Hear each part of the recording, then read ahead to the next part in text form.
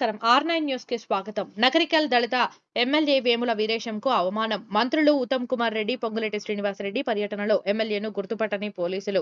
మంత్రులు ఉత్తమ్ కుమార్ రెడ్డి, పొంగులేటి శ్రీనివాసరెడ్డి స్వాగతం పలికేందుకు లోపలికి అనుమతి ఇవ్వని పోలీసులు. అలిగి వెళ్లిపోయిన ఎమ్మెల్యే వీరేశం.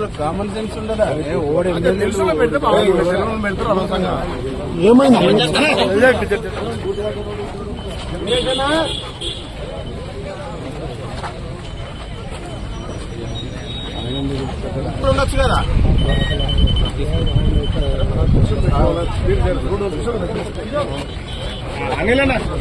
ఆపేసా అన్న